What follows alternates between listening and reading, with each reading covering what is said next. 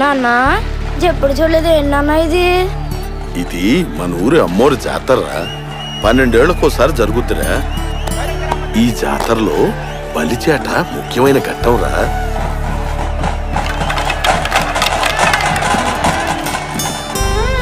ఎక్కడికి వెళ్తున్నావు నాన్న?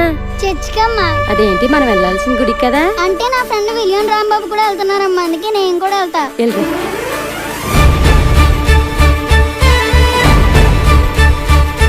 ఎరా మన ఎడగలం అంటావా? ఎంపెట్లు కోచింగ్లు ర్యాంక్ వచ్చేస్తుంది కదా. నువ్వేం కంగారాడికేమోవా? యారా ఏదో గొడవ అయిందంట. మావిడాలు రవి, ఏ కేటగిరీ? OC sir OC. నీ కేటగిరీకో 500 ర్యాంక్ వచ్చిండుంటే ఛాన్స్ ఉండేదయ్యా. మన సిస్టమ్ ఆల్రెడీ మంటెట్టింది.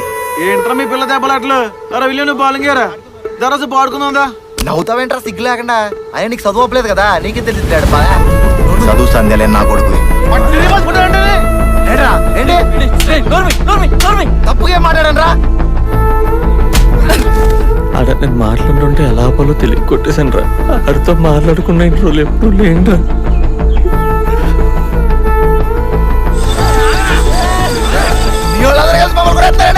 మీ వాళ్ళు మా వాళ్ళు ఏంట్రా? అంతా మీ స్నేహితులే కదా. ఇలాంటి అలాగా జనాన్ని మా ఊరు అమ్మోరు జాతర తీసుకురావడం అని చేసిన తప్పు. ఎన్నాళ్ళు వంతులు వాళ్ళందరినీ కలుపుతుంది అనుకున్నాం కానీ వాళ్ళు వేరు మనం వేరు అని చెప్తుందని ఇప్పుడు అర్థమైందిరా. మా అప్పుడు జాతర వస్తుందంటే పండగలాగా ఉండేది, కానీ ఈసారి మీ వల్ల జాతర వస్తుందంటేనే భయం ఇస్తుందిరా.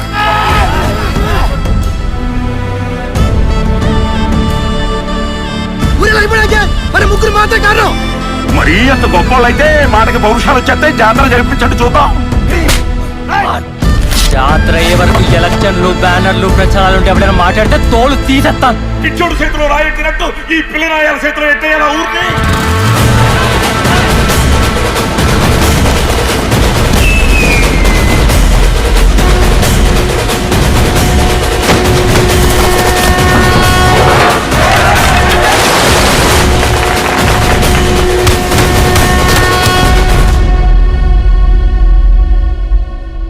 సిటీ వెళ్తే పల్లెటూరు ఫ్రెండ్స్ గుర్తురారా మీకా?